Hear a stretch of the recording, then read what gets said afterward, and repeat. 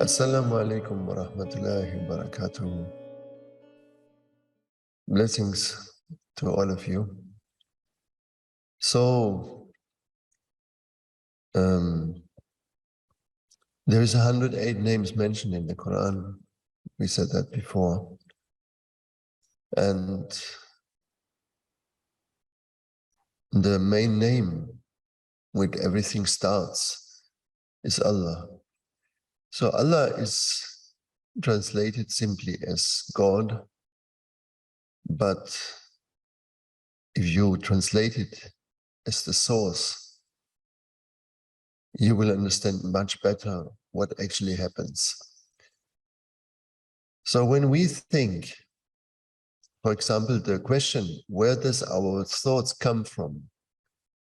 Most people will not understand it because it is not possible to know it in the realm of thinking, in the realm of our mind. We cannot elaborate to trace back our thoughts. Yeah.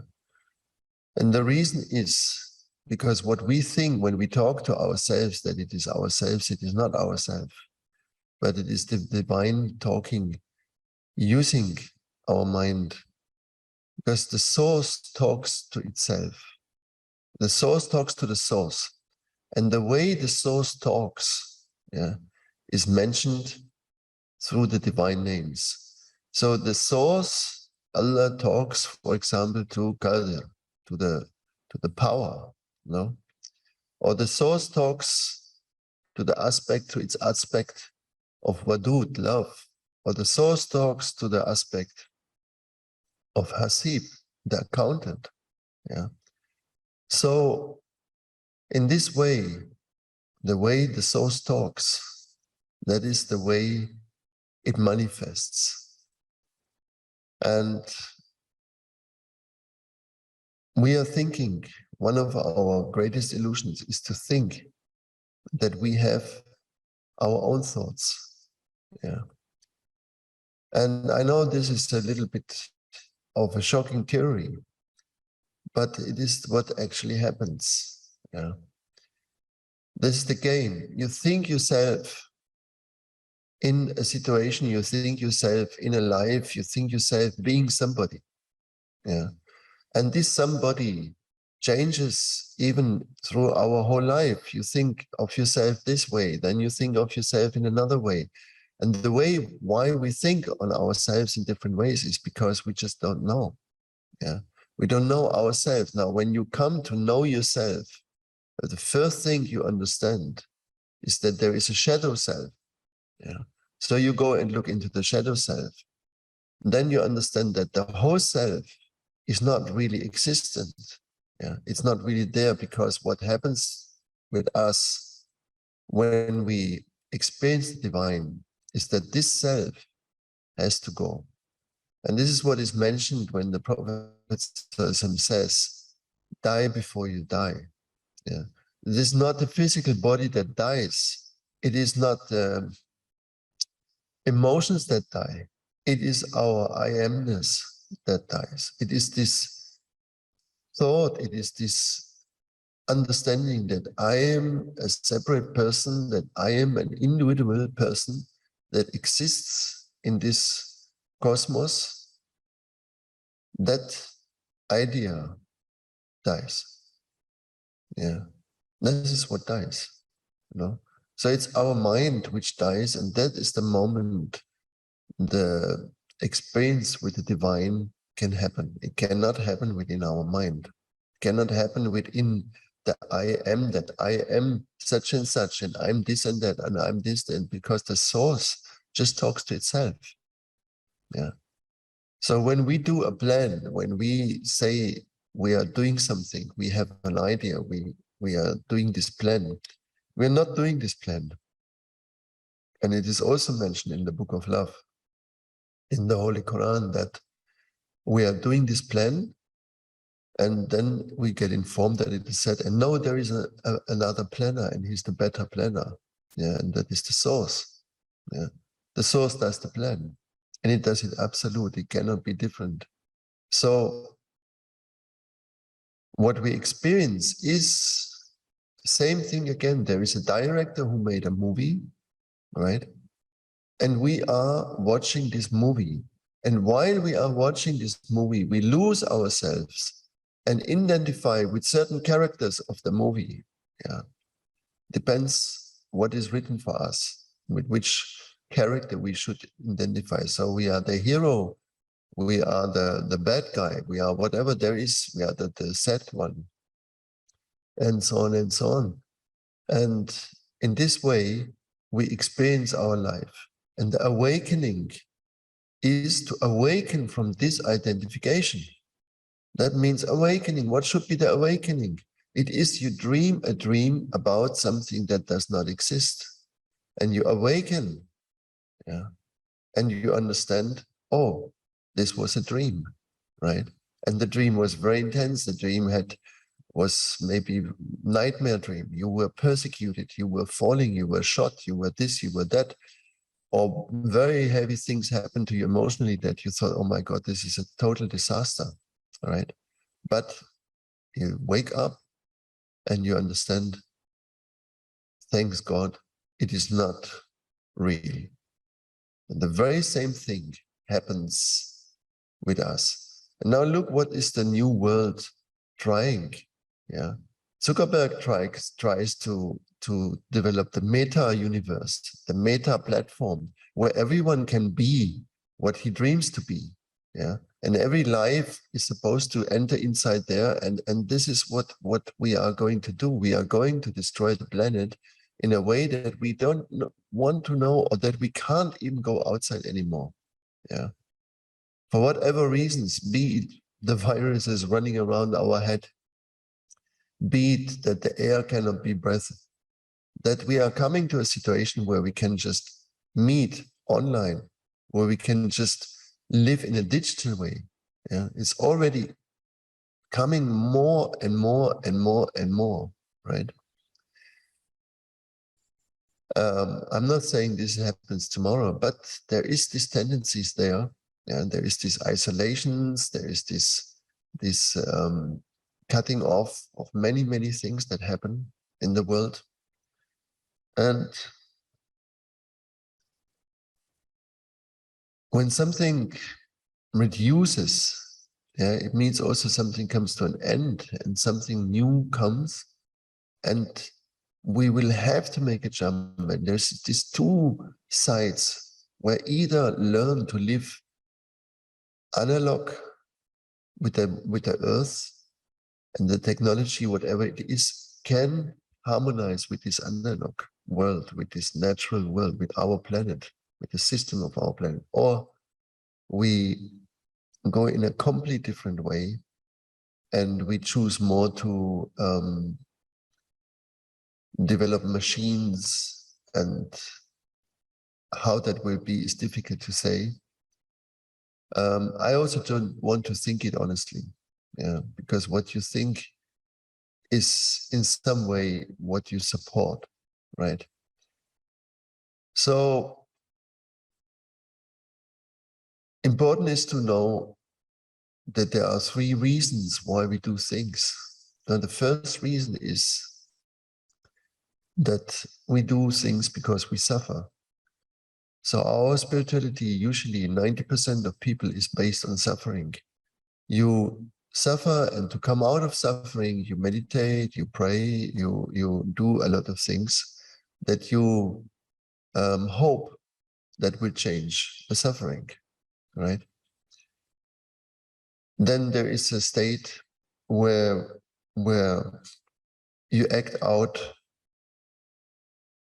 not of suffering, but because of understanding this is the thing to do. So you meditate the same, you do meditation, but you meditate not because you want to end something, you want to change something, you just want to sit in a certain state, yeah, and explore that deeper, you know.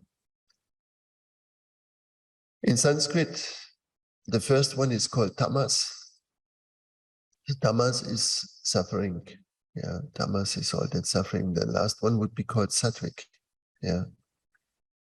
And Sattvic is this harmonious nature, is this nature that is in peace and acts out of peace. Yeah, doesn't want anything else.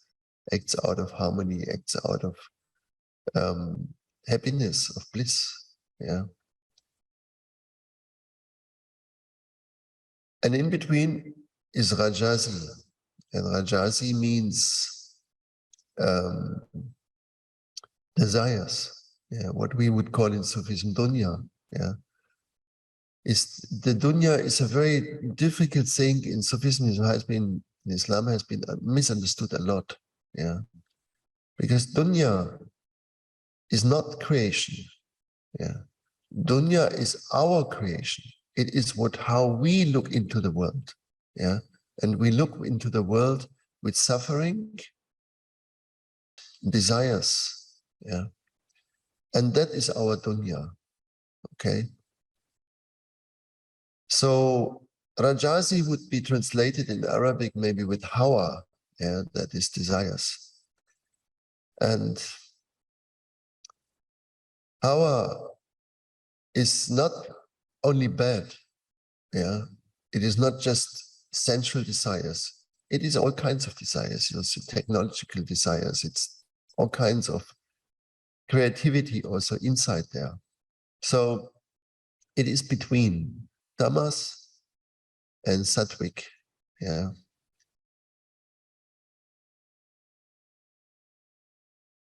And to understand our motivations, why we do things is very essential.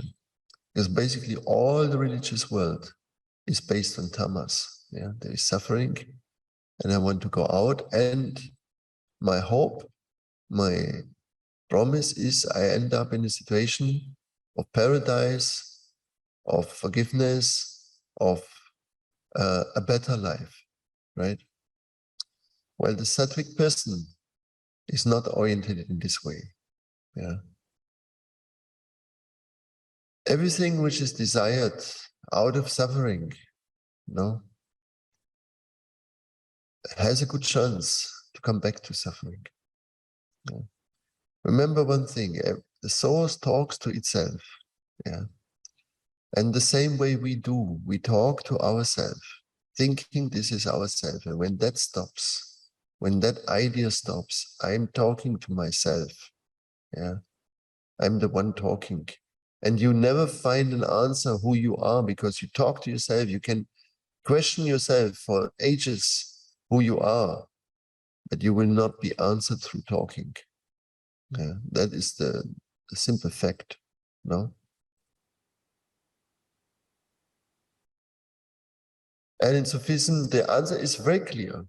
It says, La ilaha illallah, there is no source but the source. There is no God but God. But if you translate it with source, you immediately understand all the rest.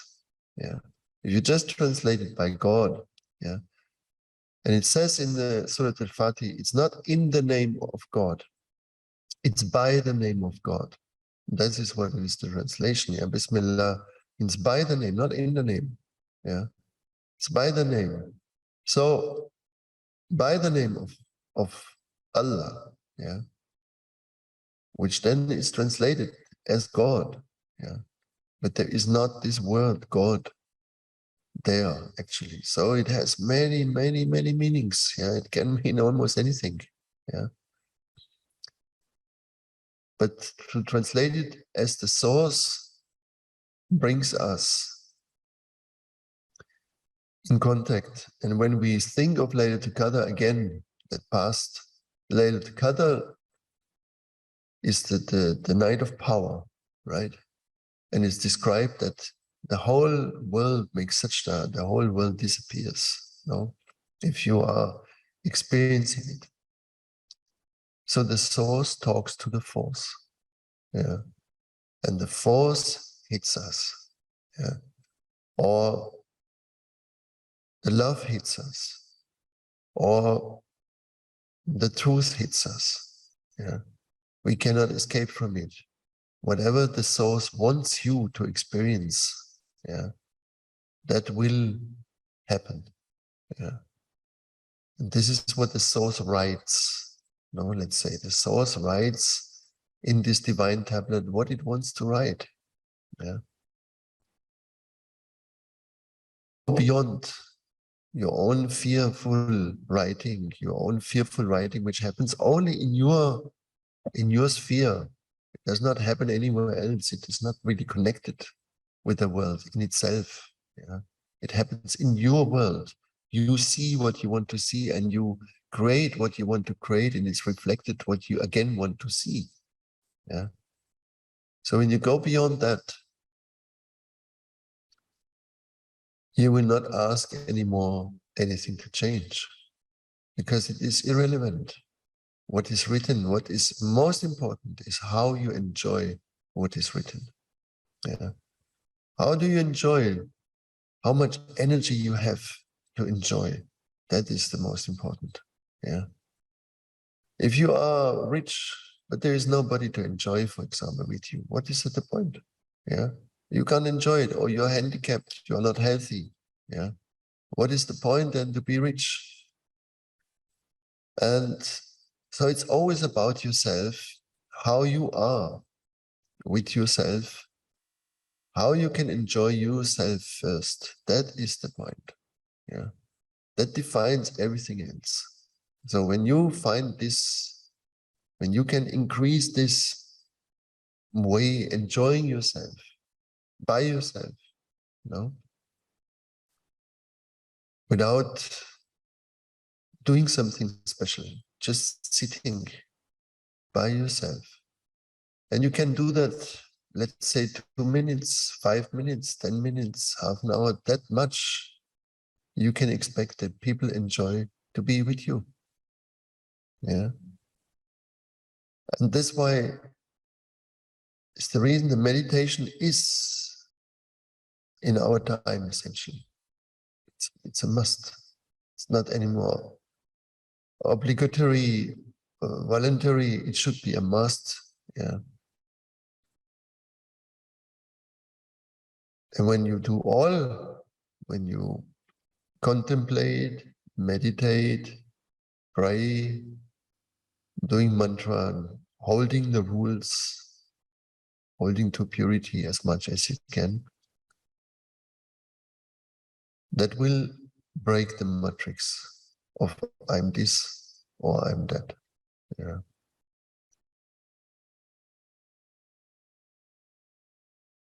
And we are coming to this time where we go through things. We go through a new age, and we will have to understand new ways of thinking, new ways of living, which are more or less like old ways, because the new is the old and the old is the new.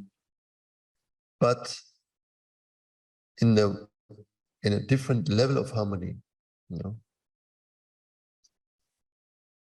And in this process, not everyone will be there. Yeah. So either comes big catastrophes that sort out who is there or not, or it will happen by itself. It will happen in a natural way. Yeah.